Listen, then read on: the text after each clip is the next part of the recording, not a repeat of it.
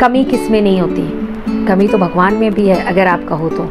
गलती किसने नहीं की? सबने की, लेकिन गलती को सुधारने वाला ही सही इंसान होता है। नमस्कार, मैं वर्षा वर्मा एक बार फिर अपने YouTube चैनल पर आप सबका स्वागत करती हूँ और आशा करती हूँ आप सब अच्छे से होंगे। तो आज हम बात करेंगे कि टीचर्स को अपने उसमें क्या क्या चीज़ें ऐड करनी चाहिए। मे बी आपने शायद बीएड और एमएड में पढ़ लिया होगा, लेकिन कई बार क्या होता है ना, जब हम प्रैक्टिकल लाइफ में आते हैं तो थ्योरेटिकल चीज़ों के ऊपर ज़्यादा ध्यान नहीं दे पाते हैं। हम प्रैक्टिकल के अकॉर्डिंग वर्क करते हैं, यानी रियलिटी के अकॉर्डिंग वर्क करते हैं, और कई बार हमें ऐसा लगता है कि प्रैक्टिकल अलग है और थ्योरेटिकल अलग है। यस, बिल्कुल अलग है, लेकिन थ्योरेटिकल तभी बनता है जब आप उसे प्रैक्टिकल में लाओगे। थ्योरेटिकल किसी न किसी वे में आपको हेल्प करता है, और इसी वे में आज मैं आपको बताऊंगी कि ग्रेट टीचर्स को क्या क्या ऐड ऑन करना चाहिए। Yes, you are best, but कहीं ना कहीं अगर कमी है तो प्लीज़ इन चीज़ों को आप ध्यान दीजिए। Develop self confidence in student. आप बच्चों के मन में, आप बच्चों के अंदर सेल्फ कॉन्फिडेंस को डेवलप कीजिए। कहाँ वो वीक है और आखिर उनके अंदर सेल्फ कॉन्फिडेंस क्यों नहीं है, आप वो फाइंड आउट कीजिए और उनके अंदर वो कॉन्फिडेंस डालिए, तो वो डेफिनेटली अच्छे से अच्छा करते चले जाएंगे। Encourage student, never criticise. हर किसी में कमी होती है, कोई भी परफेक्ट नहीं है, वो प्रैक्टिस के ही थ्रू परफेक्ट बनता है। लेकिन कई बार मैंने देखा है कि टीचर्स एनकरेज करते करते कई बार ना चाहते हुए कुछ नेगेटिव वर्ड्स का इस्तेमाल करते हैं। उन्हें लगता है कि ये नेगेटिव वर्ड्स उन बच्चों को बूस्टअप करेगा और वो अच्छे से अच्छा करेगा।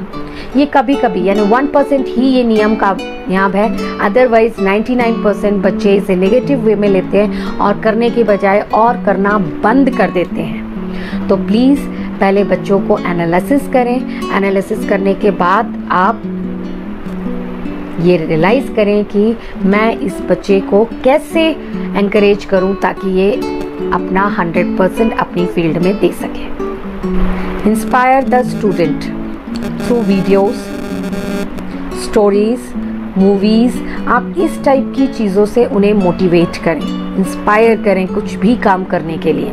जो आप चाहते हो उसके अकॉर्डिंग आजकल सोशल मीडिया पे, इवन आपके यूट्यूब चैनल पे, गूगल पे इतनी इन्फॉर्मेशन है कि आप जो चीज़ बोलना चाहते हो अगर आप दिखाओगे तो विजुअल इफ़ेक्ट ज़्यादा इफ़ेक्टिव होते हैं देन वर्बल।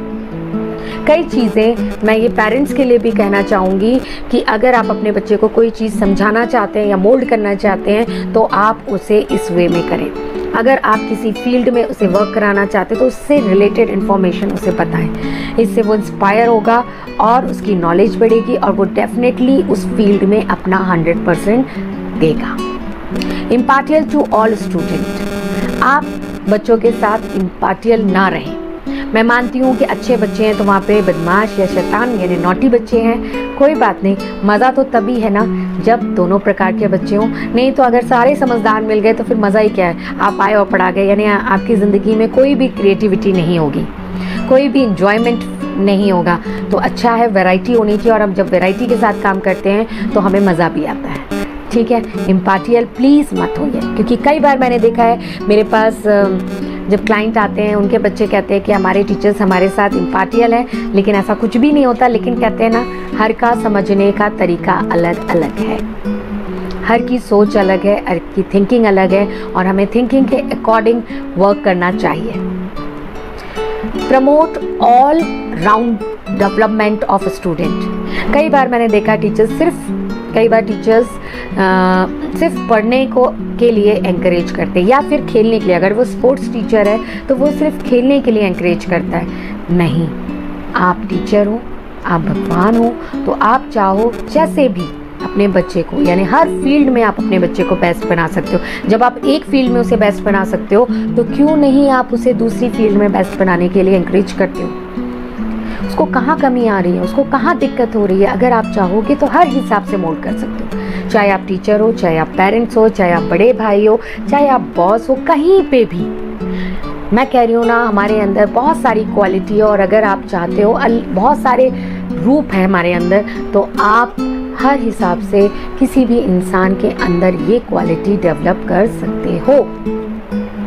प्रिपेयर हिमसेल्फ और हरसेल्फ फॉर ईच क्लासरूम। आप हर बच्चे को, चाहे वो लड़का हो चाहे वो लड़की हो, आप उसे प्रिपेयर करो क्लासरूम के हिसाब से। अगर वो 8th या 9th का स्टूडेंट है तो आप उस हिसाब से, या फर्स्ट क्लास का स्टूडेंट है, क्लास के अकॉर्डिंग हमें उसे एलिजिबल बनाना चाहिए, यानी प्रिपेयर कराना चाहिए। अगर कोई बच्चा क्लास अटेंड नहीं कर रहा है, बंक मार रहा है, या एब्सेंट ज़्यादा हो रहा है, या उसका काम कंप्लीट नहीं है, तो हम बिना जाने बुझे उसे पनिश ना करें, उससे पूछें, उससे नॉलेज लें और उसके बाद उसके पेरेंट्स से पूछें, ना कि कंप्लेन करें। उससे उसके अंदर निगेटिविटी डेवलप होती है और ना चाहते हुए उसे आपसे नफरत पैदा होती है। ऐसा बिल्कुल भी ना करें, उससे क्या होगा, आपका जो वो ब्रिज है वो वहीं पर ख़त्म हो जाएगा। अगर कोई बच्चा नहीं कर रहा है तो दैट मीन्स कुछ ना कुछ रीज़न है, उस रीज़न को हमें फाइंड आउट करना चाहिए, ना कि उसे बिना पूछे अपने अकॉर्डिंग ये अनुमान यानी ये प्रिडिक्ट कर लेना चाहिए कि शायद इसने इसलिए नहीं किया होगा। Okay, incorporate good communication skill and discipline. इस चीज़ का प्लीज़ आप ध्यान रखिए। Incorporates good communication skill and discipline, ये आपके हाथों में है। यू आर कैपेबल, अगर आप चाहो तो अपने अकॉर्डिंग अपने बच्चों को मोल्ड कर सकते हो, उन्हें अपने अकॉर्डिंग डेवलप कर सकते हो। Take the responsibility as a teacher और गाइड। आप अपनी रिस्पॉन्सिबिलिटी को टीचर्स और गाइडेंस के हिसाब से लीजिए, लेकिन साथ में आप कहते हैं ना कि टीचर्स सेकंड पेरेंट्स हैं, तो कभी ना कभी आपको इस वे में भी ये देखना है कि ये अगर चीज़ें हो रही हैं तो क्यों हो रही हैं, और अगर नहीं हो रही हैं तो हमें कैसे करवाना है without any pressure. Develop good interpersonal relationship, ये आपके ब्रिज के लिए सबसे इम्पॉर्टेंट ट्रेट्स हैं। बच्चों के साथ इंटरेक्ट करें, ये नहीं बच्चे कोई मशीन नहीं हैं। आप क्लास में आए, आप कहते हो मैम मेरे पास 45 या 1 घंटे का लेक्चर है, बस दैट्स इट। ओके, अच्छी बात है, लेकिन वो 60 मिनट्स, वो 40 मिनट्स आप कैसे इस्तेमाल कर सकते हैं, ये आपके ऊपर निर्भर करता है। आप भी एक मशीन नहीं हो और बच्चे भी एक मशीन नहीं है, इसका ध्यान रखें और आपस में एक, कहते हैं ना, एक हेल्दी इन्वायरमेंट क्रिएट करें और उसके बाद लेक्चर दें, तो वो आपके लिए ज़्यादा किफ़ायती होगा।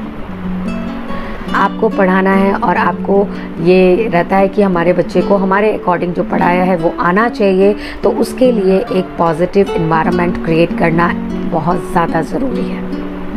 मैं अक्सर बच्चों को देखती हूँ कि वो बहुत नाराज़ रहते हैं जब उनके टीचर्स उन्हें पनिश करते हैं, या अगर वो क्लासरूम में कोई शैतानी करते हैं तो टीचर्स अपने ईगो पे ले लेते हैं। वो ईगो, अगर उन्हें इतनी ही अकल होती तो वो ऐसा क्यों करते?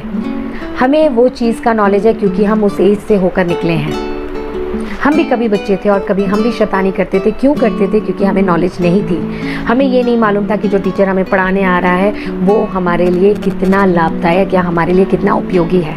अगर ये चीज़ें पता होती तो क्या बच्चे ऐसा करते?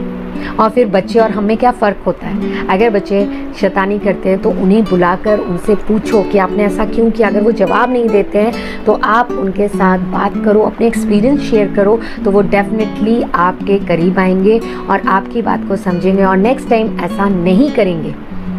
मैं जब भी लेक्चर लेती हूँ अपने वर्कशॉप में तो वहाँ पर 30-40 नहीं, करीबन 100 to 100 स्टूडेंट्स होते हैं, कई बार पेरेंट्स होते हैं। तो मैं उनसे एक ही चीज़ कहती हूँ कि आप सब बहुत समझदार हैं और मैं आपके साथ ज़बरदस्ती भी नहीं कर सकती हूँ, लेकिन एक छोटी सी उम्मीद रखती हूँ कि आज मैं और आप मिले हैं तो शायद किसी ना किसी वजह से मिले हैं, तो क्यों ना हम इस 1 घंटे या 2 घंटे के लिए एक दूसरे को कोऑपरेट करें। और अगर आपकी परमिशन हो तो क्या मैं स्टार्ट करूं? तो वो बहुत खुश होकर मुझे कहते हैं बिल्कुल, यस मैम। बच्चों को भी रिस्पेक्ट की ज़रूरत होती है। मैं ये नहीं कहती हूँ कि ऐसा करने से आप छोटे हो जाओगे।